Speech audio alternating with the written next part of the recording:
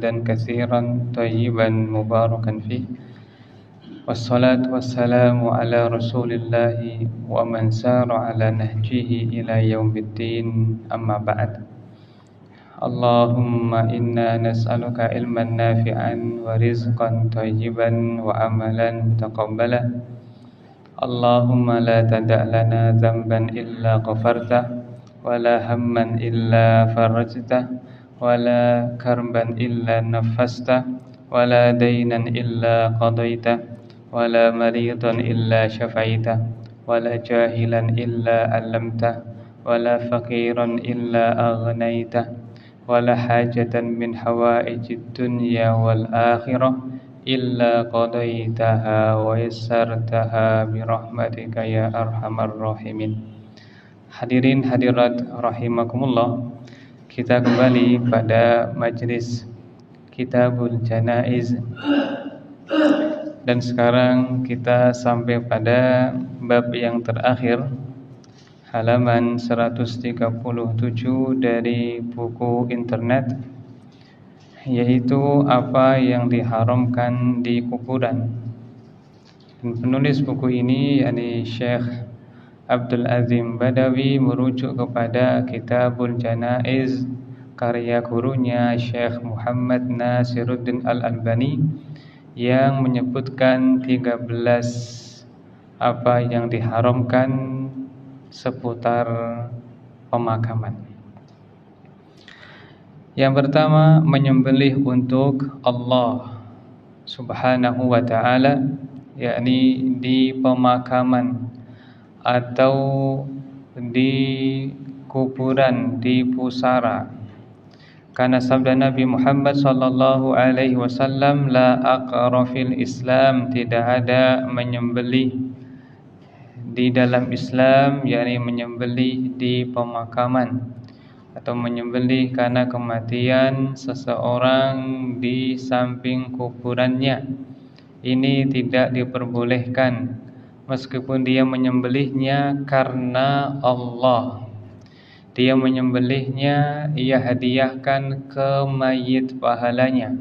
Dua perkara ini adalah masyru', diperintahkan, yakni menyembelih karena Allah, dan juga diperbolehkan, bahkan dianjurkan menyembelih untuk ia hadiahkan pahalanya kepada orang yang telah mati. Adapun yang kita bahas ini adalah tempat penyembelihannya, yaitu di kuburan. Hukumnya haram dari sisi tempatnya. Karena Nabi SAW di sini mengatakan la aqrafin Islam, ay la yajuzu az-zabhu, tidak boleh menyembelih di pemakaman di dalam Islam.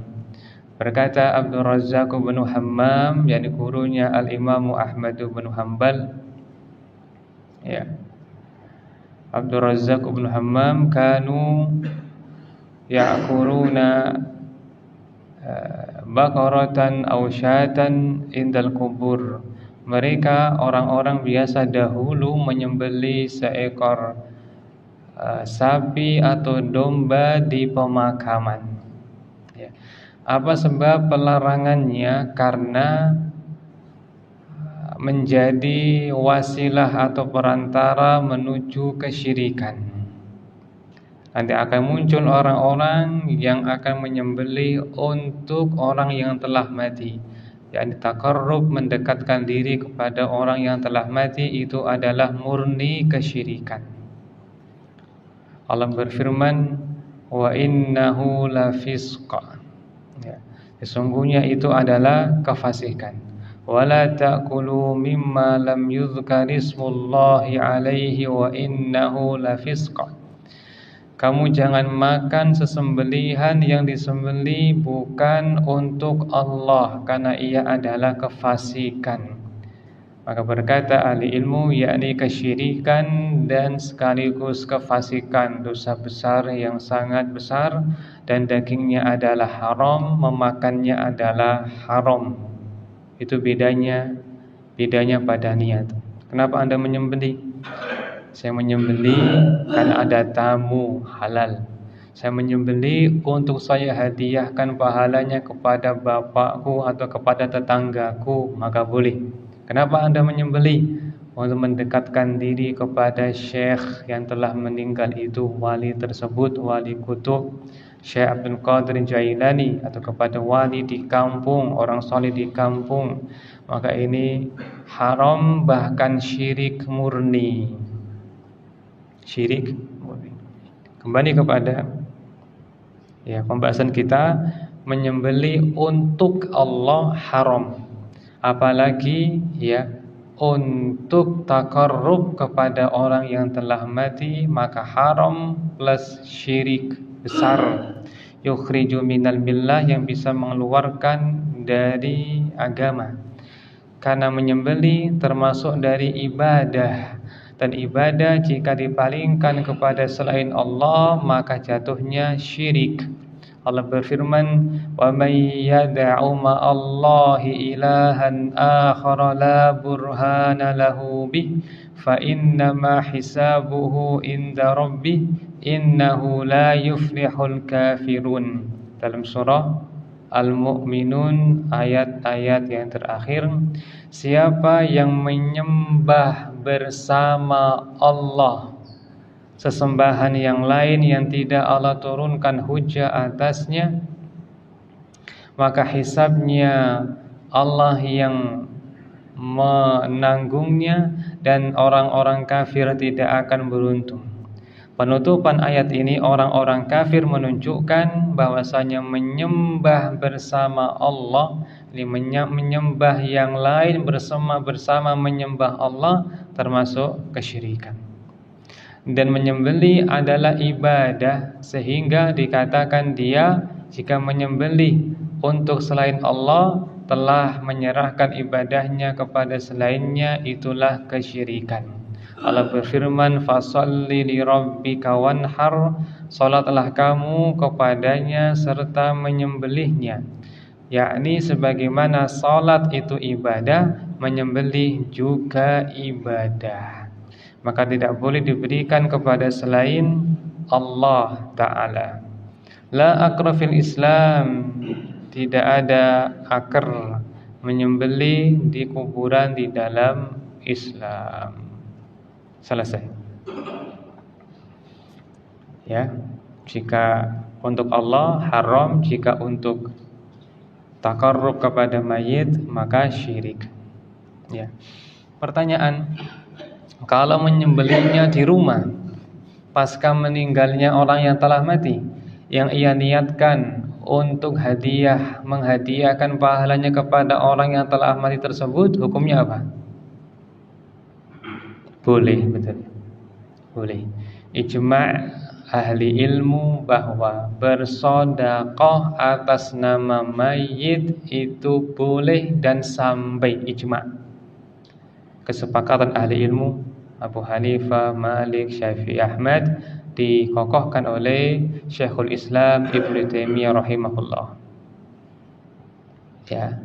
Beda dengan yang kita bahas, yakni di pemakaman. Karena ada unsur-unsur sesuatu di situ, mungkin dia mengkultuskan atau menganggap sesuatu yang lain yang bisa mengantarkan kepada kesyirikan. Nah, berikutnya poin 2-6, yakni 5 hal. Apa yang terkandung dalam hadis ini? Dari Jabir radhiyallahu an, dia berkata, Rasulullah sallallahu alaihi wasallam melarang kuburan dikapur, diduduki, dibangun di atasnya, ditambahi tanah atau bangunan di atasnya, atau ditulis di atasnya. 5 hal. Al yujassasal qabr, kuburan ditajsis, dikapur atau disemen atau dicat dengan pengapuran, yakni tujuannya untuk memadatkan memadatkan pusaranya atau gundukannya. Itu diantara tujuannya, tapi menggunakan kapur atau bahasa kita mungkin semen, gamping, karena itu menyerupai dengan bangunan yang mewah, yang menggiring seseorang untuk mengkultuskan sesuatu, atau paling minimal ya dia telah berbuat pemborosan harta. Innallaha karihalakum salasan qila wa qal wa kasratas su'al wa idha'atal mal. Allah membenci dari kalian suka dengan berita gosip, ya, banyak bertanya yakni yang tidak ada gunanya, dan menghambur-hamburkan uang. Maka segala bentuk hal yang demikian dilarang.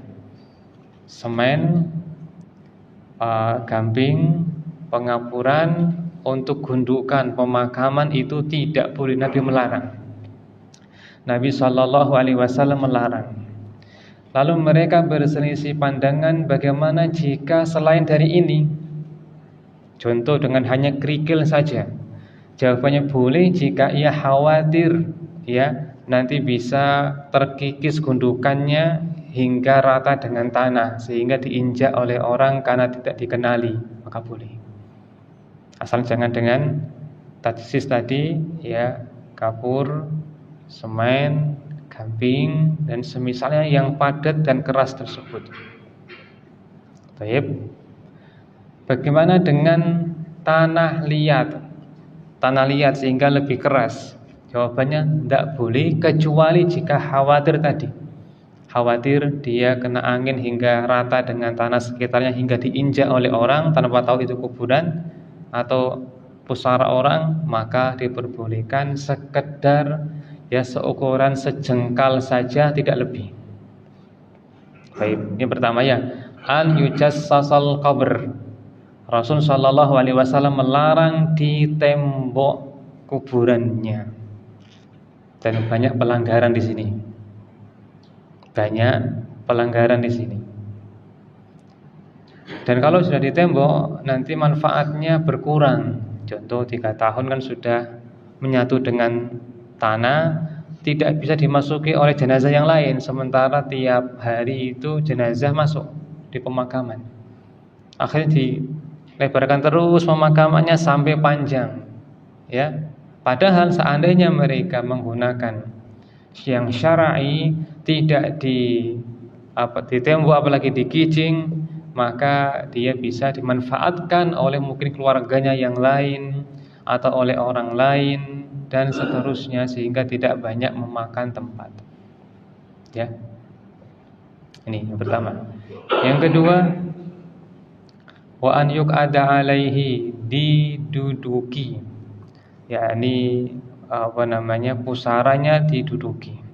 Bagian lahatnya diduduki. Itu dilarang oleh Nabi SAW dan asal dari larangan adalah haram. Tidak boleh dikatakan makruh kecuali adanya indikasi yang lain dengan hadis yang lain yang memalingkannya. Bahkan yang ada adalah ancaman dari Nabi SAW. Kata beliau, ya, la an yaq'uda ahadukum ala jamratin fatukhriqa thiyabahu fatakhlusa ya ila jildihi khairul lahu min ajal an yajlisa ala qabri akhi. Seseorang duduk di atas bara api hingga membakar pakaiannya sampai menembus kulitnya, itu lebih baik daripada ia duduk di makam saudaranya. Ini ancaman. Wa'id menunjukkan bahwa ia dosa besar, bukan dosa kecil. Setiap dosa yang ada ancamannya dengan neraka, siksaan, maka itu menunjukkan dia kabair, dosa besar, bukan dosa kecil. Maka jika ingin terhapus dosa besar, syaratnya apa? Bertaubat. Tidak bisa dengan puasa Arafah, puasa Asyura, tidak bisa menghapusnya. Harus dengan taubat, menyesali dulu pernah menduduki tempat tersebut yang merupakan di bawahnya ada mayitnya yang telah meninggal. Kadang ya sebagian orang di pemakaman jualan kembang, ya kan? Dan dia menduduki pusara mayit, menduduki makamnya, bahkan kadang 2 makam ditumpuk semua untuk dagangannya, terus dia duduk di situ. Ini hukumnya haram, tidak boleh. Sungguh dia duduk di bara api lebih utama daripada duduk di atas demikian. Ya, taib. Menemboknya, mendudukinya. Berikutnya, wa an yubna alai, membangun di atasnya. Contoh membangun aula untuk tempat mereka nanti bisa berteduh, sehingga menghabiskan banyak area. Apalagi membangun kubah di atasnya, apalagi seperti masjid di atasnya, lebih haram lagi. Lebih haram lagi. Ya, termasuk pula ya kijing. Kijing itu kecil, yang lebih besar itu adalah seperti area. Kadang di sebuah pemakaman besar itu ada satu toko, lalu di semen dikasih alas yang luas sekali, terus ada atapnya gitu ya. Itu lebih dilarang lagi. Apalagi jika dijadikan sebagai tempat sholat di situ, zikir di situ, i'tikaf di situ, maka berlipat-lipat haramnya. Orang yang menjadi sebab terjadinya bangunan itu mendapatkan bagian dosanya jariyah sampai itu dirobohkan. Kalau dia mati, yang tanda tangan, yang kirim semen, yang yang bangun itu, yang uangnya, yang mengamatinya, mandornya, semuanya mendapatkan dosa jariyah. Ini pentingnya orang tanda tangan atau kerja itu dengan ilmu syar'i, sehingga ia tahu ini halal, ini haram, ini sunnah, ini bid'ah, ini syirik, ini tauhid. Ya, kadang ada orang mentara yang merasa dia itu telah sukses kerjanya, ternyata kerjanya itu adalah jualan alat musik. Ya, itu haram. Hingga berkata Imam Asy-Syafi'i rahimahullah, seandainya ada orang yang merusaknya, maka tidak wajib menggantinya karena ia bukan barang berharga. Ya. Rasul sallallahu alaihi wasallam beberapa hari sebelum meninggal, beliau mengatakan, la'anallahu al-yahuda wan nasara ittakhadhu qubur anbiya'ihim masajida. Allah melaknat Yahudi Nasara yang menjadikan kubur para nabinya sebagai masjid, yakni tempat salat. Terutama gereja, sinagog mereka ubah dari kuburan. Kuburan dibangun bangunan hingga menjadi tempat ibadah mereka. Dan alangkah banyaknya hal itu, baik di negeri plus 62 atau negeri yang lainnya, itu ada banyak. Yaman juga banyak, Mesir juga banyak, ya. Dan Allah Ta'ala menjaga negeri Arab Saudi. Nanti akan kita bahas lebih dalam terkait dengan masalah bangunan ini pada bagiannya, pada tempatnya, menembok, ya, menduduki, membangun di atasnya. Yang keempat, ditambah di atasnya, wa yuzada ali. Apa makna ditambah di atasnya? Yaitu menambah gundukannya melebihi dari sejengkal. Tidak boleh. Ya, kuburan liangnya itu boleh ditinggikan sejengkal berdasarkan kubur Nabi Shallallahu Alaihi Wasallam yang ada undukannya setinggi 1 jengkal. Tapi melebihi daripada itu maka dilarang, apalagi menggunakan tanah yang bukan galiannya, tanah tetangga diambil untuk meninggikan kembali, maka dinaskan oleh ahli ilmu hukumnya haram. Berkata Ali bin Abi Thalib kepada seseorang, ala ab'atsuka ala ma ba'atsani alaihi Rasulullah sallallahu alaihi wasallam, maukah kamu kuutus kepada sesuatu yang dahulu Rasulullah sallallahu alaihi wasallam mengutusku? Alla tada' timsalan illa tamastah, kamu jangan meninggalkan ada patung atau gambar kecuali kamu rusak, hancurkan, robek. Wala qabran musyrifan illa sawaita, tidak pula kuburan yang tinggi kecuali kamu ratakan, terutama yang ada bangunannya, kubahnya, maka ratakan. Seperti kuburan atau kubah Zaid bin Khattab, saudaranya Umar, yang dirobohkan oleh ahli ilmu di zamannya. Dirobohkan, tak boleh. Pesan Nabi SAW untuk dirobohkan. Di dalam sebuah cerita, seorang sahabat Nabi radhiyallahu an dalam sebuah perangan di Romawi ada yang meninggal.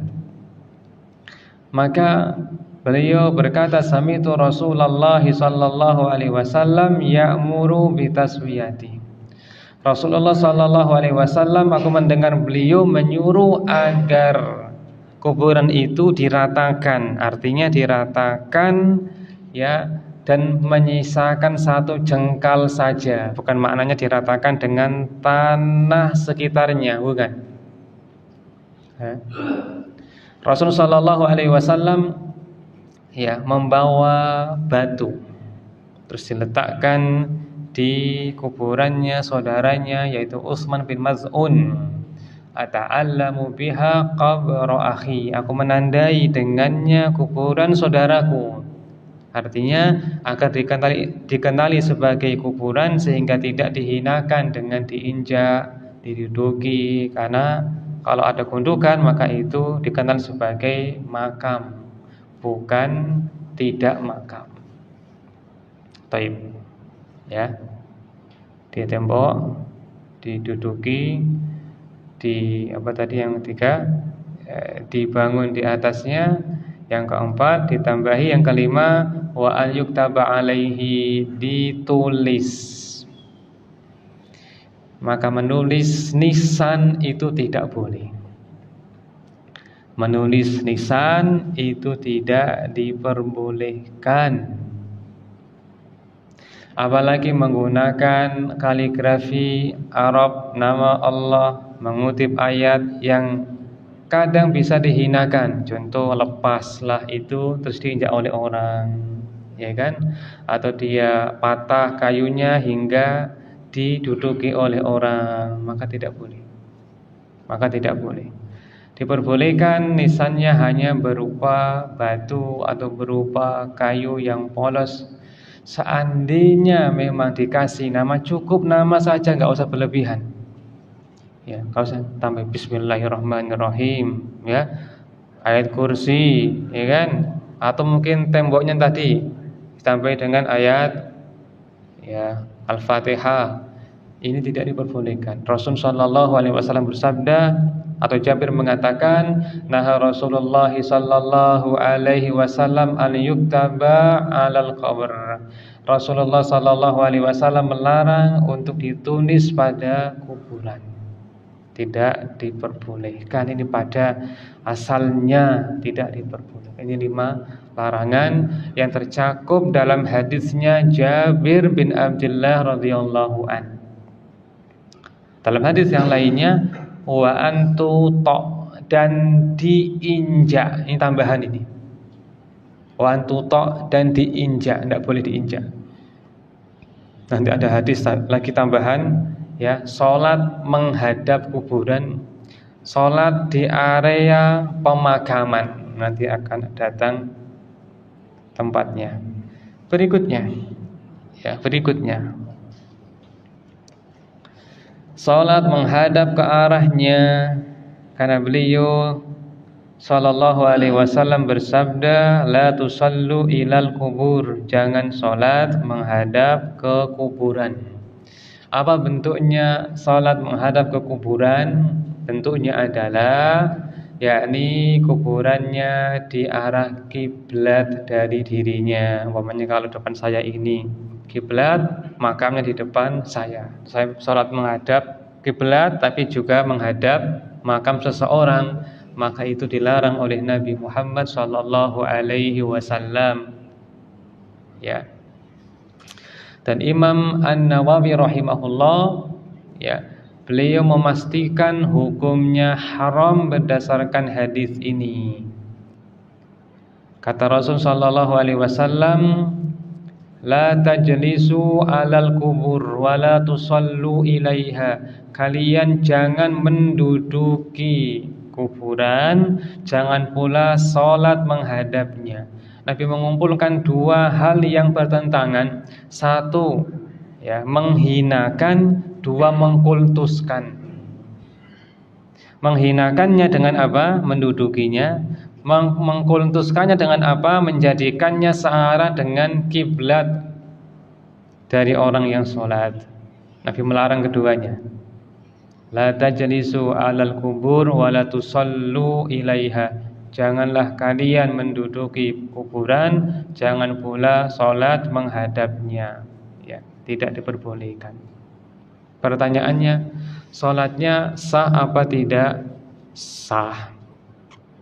Ini juga nanti masuk pembahasan, ya, sholat di area pemakaman. Ya, di area pemakaman. Orang yang sholat menghadap, sengaja menghadap kuburan, maka pendapat yang kuat sholatnya tidak sah. Maksudnya yang saya ikuti, sholatnya tidak sah. Dikecualikan sholat jenazah atau sholat gaib. Ini sholat fardu, ya, kayak sholat fardu atau sholat sunnah. Adapun jenazah ya harus di depannya mayat di hadapan kita.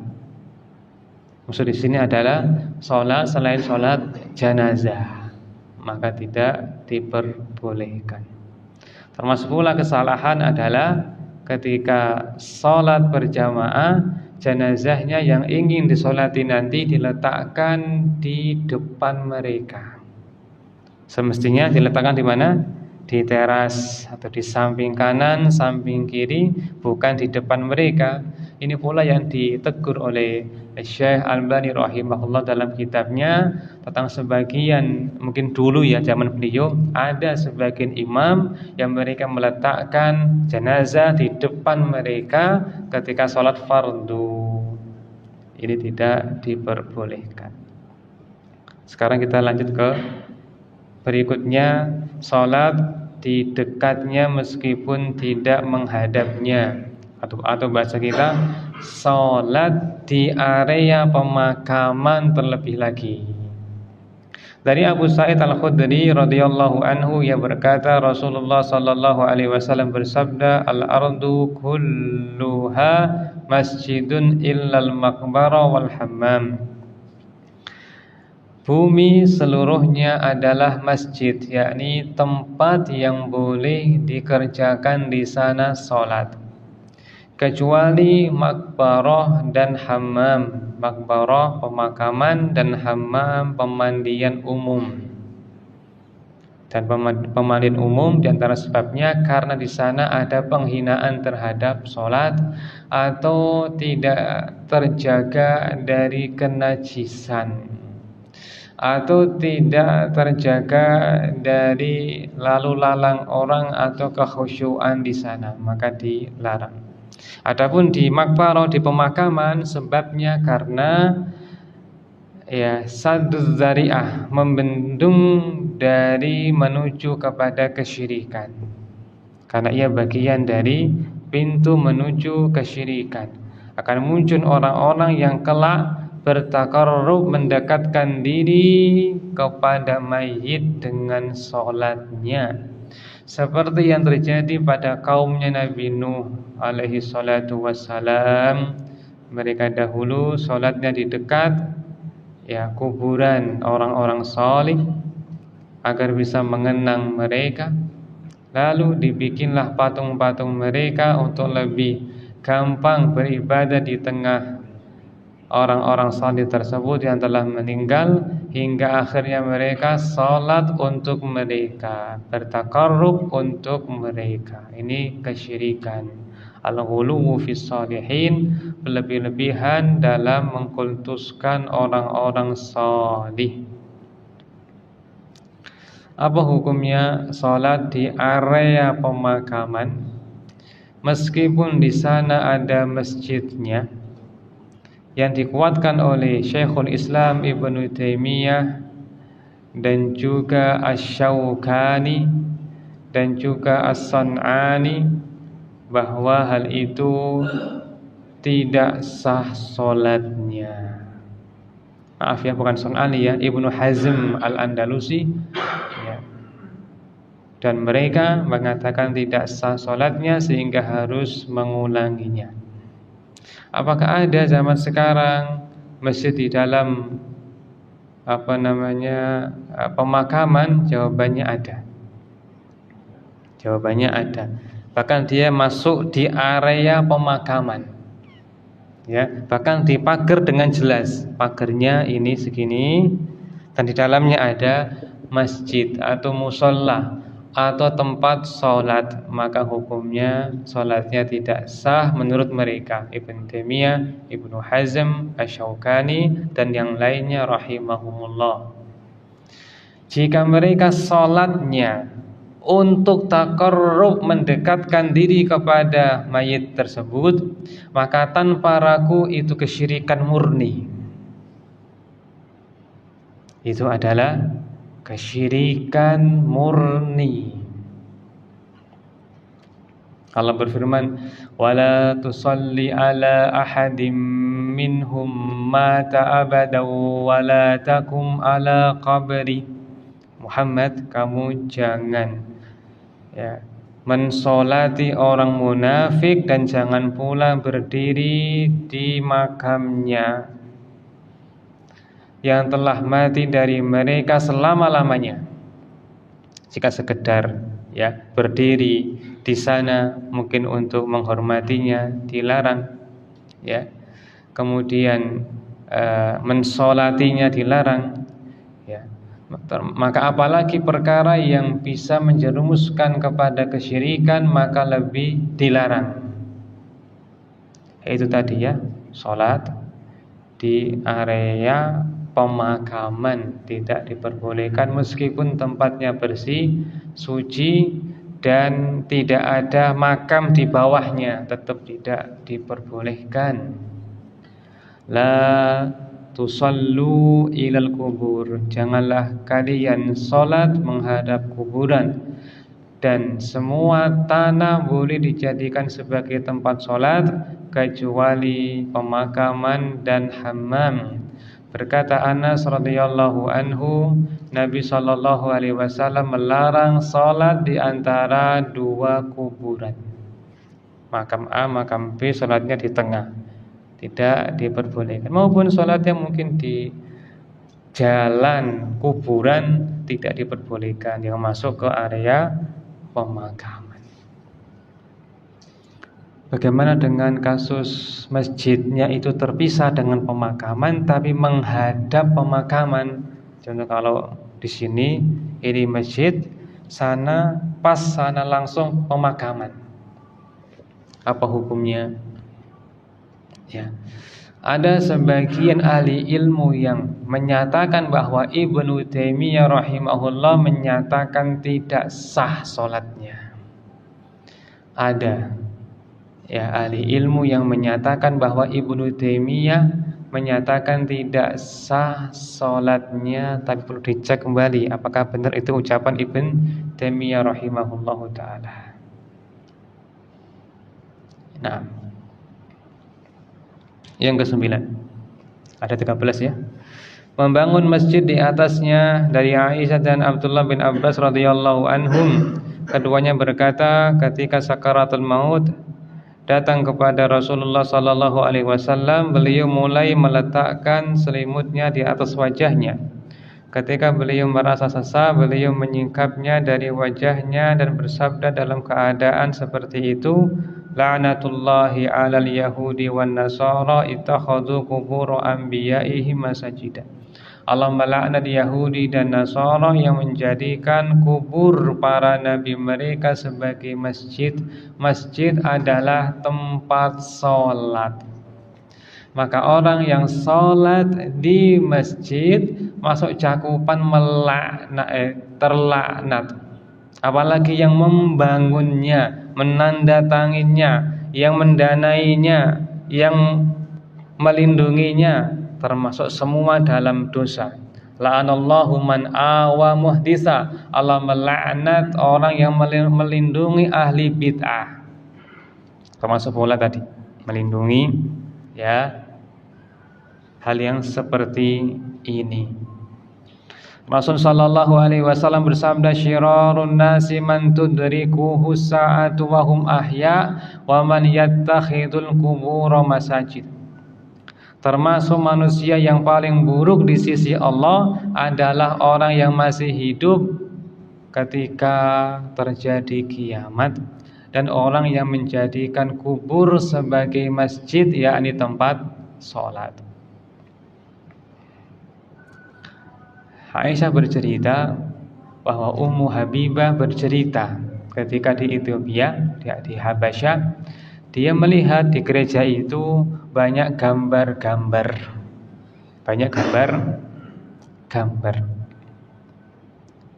Maka Nabi SAW bersabda, ulaika qaumun idza mata fihimur rajulus salih banau ala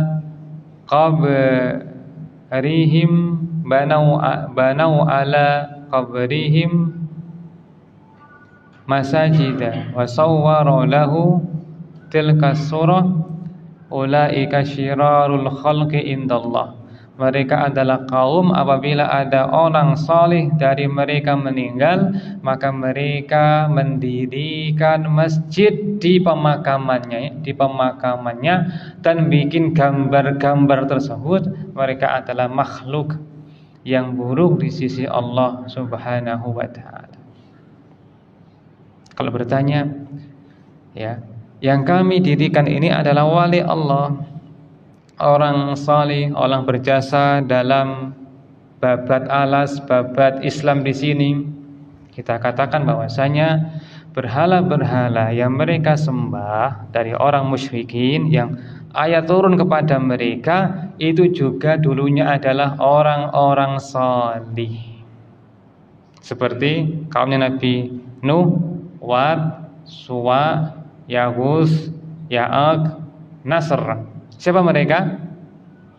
Orang salih. Hum rijalun salihina min qaumi Nuh.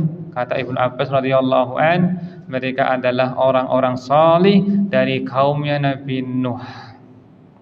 Latta itu juga orang salih yang biasa melakukan ya luttu, yakni mengadu adonan roti untuk ia bagikan kepada jamaah haji. Orang baik, orang salih, bukan orang penjahat, bukan. Ya. Sama saja ya, mengkultuskan nabi, ya, malaikat dengan setan, sama-sama kesyirikan, sama-sama tidak boleh. Karena yang menjadi masalah adalah menduakan Allah Ta'ala dalam ibadah. Tapi kembali kepada ya, menjadikan kuburan sebagai tempat ibadah, tempat sholat, itu dilarang. Tidak boleh ya. Pertanyaan, kalau baca Quran,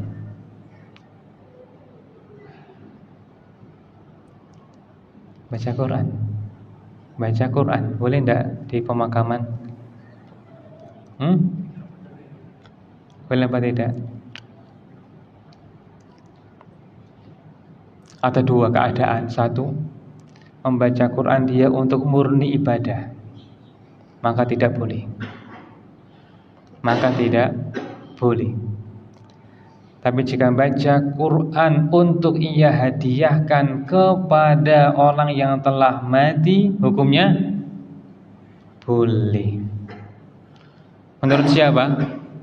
Menurut jumhur ulama, kebanyakan ulama, seperti Ibnu Qudamah Al-Maqdisi, ya, Ibnu Qayyim Al-Jauziyah, maupun yang lainnya. Telah sahih bahwasanya Hasan bin Sabbah Az-Za'farani, yakni muridnya Syafi'i, dia bertanya tentang al-qiraah indal qabr, membaca Al-Quran di kuburan, yakni untuk dia hadiahkan kepada orang yang telah mati. Berkata Syafi'i, la ba'sa bih, tidak mengapa, sanadnya sahih. Di dalam kitab Al-Qiraah indal qabr karya Al-Khalal, dibedakan ya antara membaca untuk dia pribadi dan ibadah. Yang kedua, membaca untuk dia hadiahkan kepada orang yang telah mati. Di samping mereka kebanyakan berpandangan bahwa menghadiahkan bacaan oleh siapapun untuk mayit siapapun dari orang beriman itu sampai dan sah, seperti ucapan Ibnu Taimiyah rahimahullah. Ibnu Taimiyah itu membolehkan membaca Al-Quran dari siapapun untuk mayit beriman siapapun, sah dan sampai. Tapi beliau memandang bahwasanya membacanya di pemakaman itu tidak masyru', tidak dianjurkan. Mungkin khawatir menjadi fitnah bagi orang lain untuk masuk kepada kesyirikan. Mereka bertakarub kepada mayit dengan baca Al-Quran atau ibadah. Ya, adapun dalam mazhab Hambali seperti Imam Ahmad bin Hanbal, maka membolehkan demikian, seperti yang ditegaskan oleh Ibnu Qudamah serta Ibnu Qayyim rahimahumallah. Nah, Allahu a'lam. Baik, kita mendengarkan azan.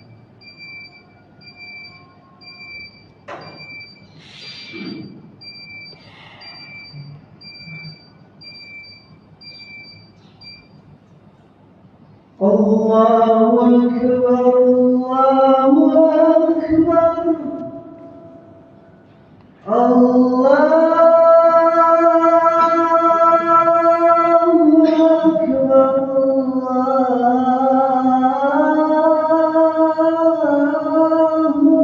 Akbar. Asyhadu an la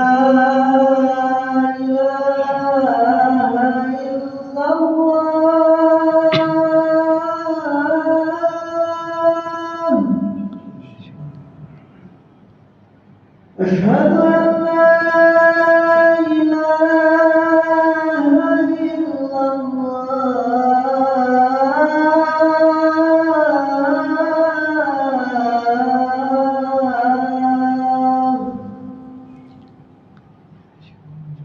أشهد أن محمدا رسول الله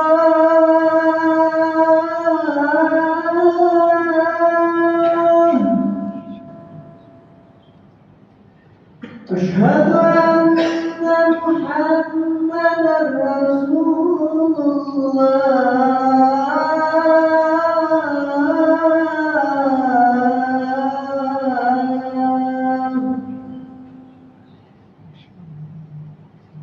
حي على الصلاة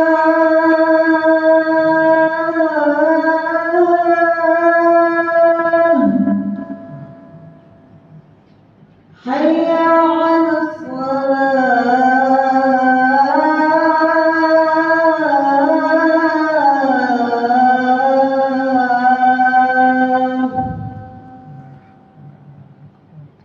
حي على الفلاح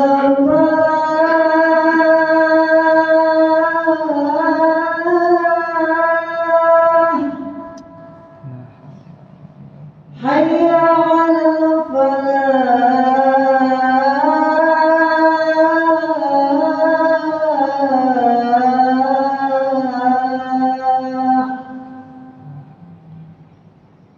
الله أكبر، الله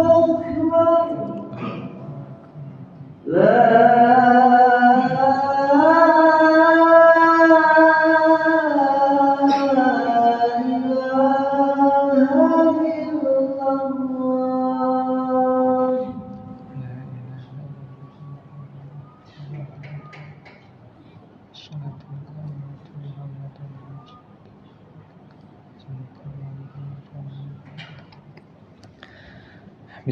wassalatu wassalamu ala rasulillahi amma ba'd. Kita tambah sedikit karena masih ada 4 poin. Poin yang ke-10 menjadikannya sebagai hari raya yang dikunjungi pada waktu-waktu tertentu atau musim-musim yang dikenal untuk beribadah di sana atau untuk tujuan lain. Berdasarkan hadis Abu Hurairah radhiyallahu anhu, dia berkata, Rasulullah sallallahu alaihi wasallam bersabda, "La tattakhidhu qabri idan." Kalian jangan menjadikan kuburanku sebagai id. Id artinya hari raya atau sesuatu yang dikunjungi pada waktu tertentu secara berkala. Setahun sekali, mungkin 100 hari sekali, namanya Id. Kalau bahasa lainnya haul. Wala taj'alu buyutakum qubura, dan kalian jangan menjadikan rumah-rumah kalian seperti kuburan. Yakni kuburan bukan tempat ibadah. Maka jangan sampai rumah kalian sepi dari ibadah, sebagaimana kuburan itu adalah tempat yang tidak digunakan untuk ibadah. Wa haitsuma kuntum fasallu alayya, maka dimanapun kalian berada, bersolawatlah kepadaku, karena solawat kalian sampai kepadaku. Mengisyaratkan bahwasanya untuk mendoakan si mayit tidak disyaratkan harus ke makamnya. Bisa dimanapun dia mendoakan, maka sampai kepada mayit. Bahkan kepada Nabi Muhammad SAW, sampai pula salam kita kepada beliau, Allahumma salli wa sallim ala nabiyyina Muhammad, maka sampai kepada beliau, fa inna salatakum ma'rudatun alayya. Salawat kalian itu ditampakkan kepadaku, hatta yarudda alaihi salam, hingga aku pun dia membalas salamnya kalian jika mengucapkan salam kepada aku. Dan para salaf, ya, saat mereka ke kuburan Nabi Muhammad SAW, maka mereka tidak melakukan apapun kecuali mengucapkan salam. Assalamu alayka ayuhan nabiyyu wa rahmatullahi wa barakatuh. Assalamu alaikum ya Aba Bakr. Assalamu alaikum ya Umar. Lalu mereka lewat. Tidak i'tikaf di situ, tidak mengusap-usap di situ, dan seterusnya. Nabi mengatakan, Allahumma la taj'al qabri wasanan yu'bad. Ya Allah, janganlah Engkau menjadikan kuburanku sebagai berhala yang kelak disembah oleh mereka. Berikutnya adalah yang ke-11, melakukan safar ke pemakaman. Kata Rasul sallallahu alaihi wasallam, la tushaddu rihal illa ila salasati masajid. Tidak boleh melakukan perjalanan safar, ya, dengan niat ibadah kecuali untuk 3 masjid, 3 tempat saja. Masjidil Haram, Masjidil Aqsa, dan Masjid Nabawi, 3 tempat. Maka tidak boleh sengaja ke masjid di Tursina, tempat yang di sana Musa diajak bicara oleh Allah. Tidak boleh ke sana sholat, tidak boleh, tidak diperbolehkan. Sekarang berikutnya yang semakna, safar untuk wisata religi, apa hukumnya? Boleh apa tidak? Tidak boleh. Ini hadisnya, tidak boleh mengadakan wisata religi. Kata Rasul sallallahu alaihi wasallam, la tushaddur rihal illa ila salasati masajid. Tidak boleh mengadakan rihal kecuali kepada 3 masjid saja, 3 tempat saja yang utama. Sekarang kuburan orang tuanya, ya, saya di Surabaya, orang tua di Jawa Tengah umpamanya, boleh nggak sengaja ke sana, ke pemakaman sehingga dia safar? Ya, Boleh apa tidak? Seperti ini itu berbeda kasusnya dengan tokoh yang ia kultuskan. Kalau tokoh yang ia kultuskan itu ada nuansa kurbah, mendekatkan diri kepadanya. Tapi jika orang tua itu biasanya karena rasa rindu dan cinta saja, maka ada ahli ilmu yang membolehkannya. Seandainya ingin hati-hati, maka tidak sengaja ke sana, tapi mampir ketika lewat, maka lebih baik. Ya, umpamanya kita pas ke kampung, di sanalah makam orang tua kita, maka kita mendatanginya, maka itu sangat dianjurkan. Ya, tapi kalau sengaja, maka larangannya tidak sekuat jika itu adalah tokoh yang ia agungkan, karena adanya bentuk taqarrub kepada mereka. Yang ke-12, menyalakan lampu di atasnya, ya, karena itu adalah bid'ah yang tidak dikenal oleh salafus salih, karena bisa memicu kepada bentuk-bentuk peribadatan di sana, karena adanya penerangan, orang i'tikaf di sana dan semisalnya. Kemudian yang terakhir 13, mematahkan tulang orang yang telah mati.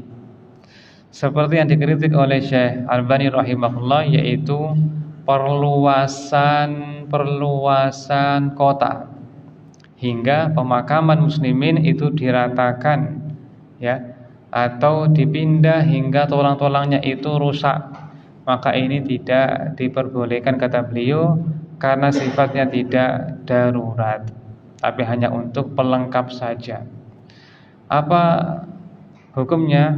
Nabi Muhammad SAW, inna kasra azmil mu'mini mayitan ka kasrihi hayyan.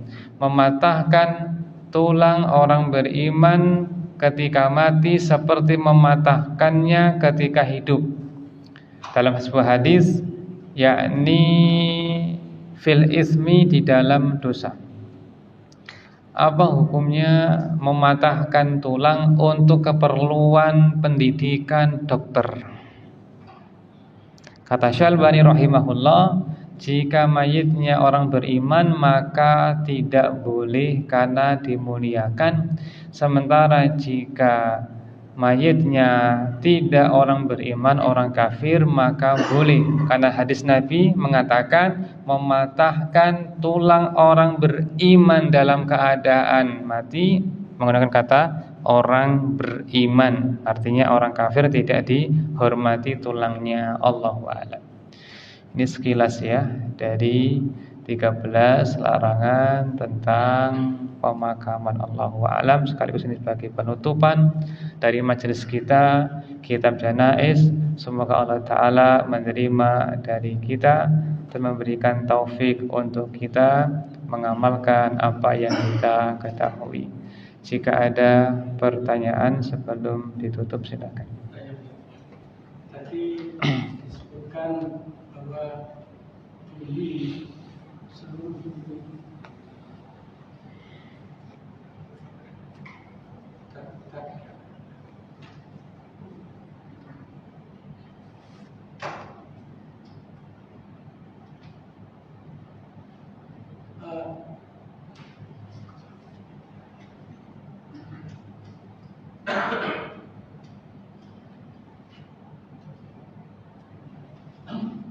tadi disebutkan bahwa seluruh bumi adalah Allah adalah tempat suci kecuali makam dan hamam.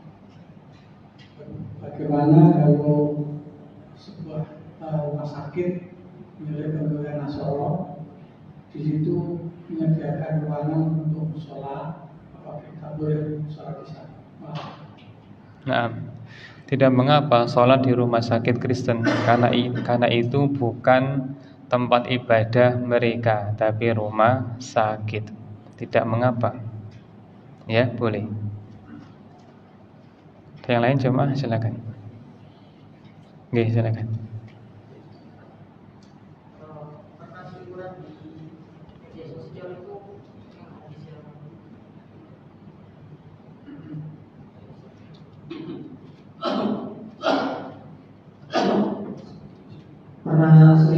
di media sosial Ustaz, pentafsiran hadis yang Ustaz tadi sampaikan yang soal apa jangan dijadikan kuburan seperti hari raya. Nah, di yang berseliweran di media sosial itu tafsirnya malah ya jangan 2 kali berziarah tapi lebih banyak gitu Ustaz. Itu tafsir yang menyinggung seperti apa sih? Nah, la tattakhidhu qabri aida. Kalian jangan menjadikan kuburanku sebagai aid. Aid secara bahasa artinya berulang-ulang. Ya, seperti Idul Fitri karena lebarannya berulang tiap tahun. Nah, sementara makna dari hadis tersebut adalah menjadikan kuburan Nabi sebagai tempat berkumpul bareng-bareng yang ditentukan waktunya, momennya. Itu dilarang. Contoh momen 1 Muharram maupun semua di makam Nabi Shallallahu Alaihi Wasallam, maka Nabi melarangnya. Apalagi yang di bawah beliau seperti orang-orang yang dianggap sebagai orang yang salih, maka tidak diperbolehkan. Kenapa dilarang? Karena menjadi pintu masuk untuk mengkultuskan orang tersebut hingga nanti menyembahnya atau meminta kepadanya atau menjadikannya sebagai wasilah antara dirinya dengan Allah. Itulah bagian dari kesyirikan orang-orang musyrikin Makkah. Nah, dilarang.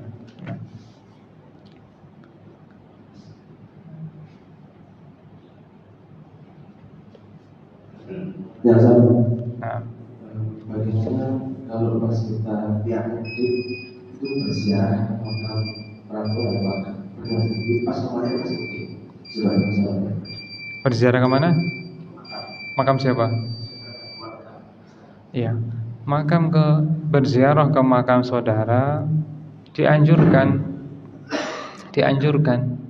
ya. Kalau sedang pulang kampung atau lewat, maka dianjurkan untuk menziarahinya. Bahkan menziarahi kerabat yang kafir pun boleh. Nabi SAW menziarahi makam ibunya ketika lewat dari sebuah peperangan. Kata sebagian ahli ilmu, maka boleh untuk menziarahi kerabatnya yang mati kafir dalam rangka untuk mengambil ibrah, pelajaran dan juga ingat mati. Apalagi jika dia seorang muslim, maka dianjurkan zurul kubur, ziarahlah, menziarahi kuburan. Yang menjadi perbincangan adalah yaitu sengaja ke pemakaman orang tuanya. Ini perbincangan, tapi yang saya ikuti tidak masalah. Apalagi jika dia lewat atau sedang di kampung sehingga mengunjungi orang tuanya, bahkan itu dianjurkan. Berbeda dengan jika tokoh yang dikultuskan oleh orang, maka itu dilarang secara mutlak karena khawatir ya menjadi jalan dia berbuat kesyirikan berupa berkurbah, takarrub kepada orang yang telah mati. Nah, Allahu a'lam. Baik, demikian penjelasannya. Kita telah menuntaskannya dan insyaallah kita lengkapi dengan praktek jenazah ya hari Kamis ba'da subuh ya. Kamis ba'da subuh insyaallah kita adakan praktek pengurusan jenazah dari memandikan sampai mengkafani, mensolati. Allahu a'lam. Kita akhiri. Allahumma salli wa sallim ala nabiyyina Muhammadin wa ala alihi wa sahbihi ajma'in. Wassalamualaikum warahmatullahi wabarakatuh.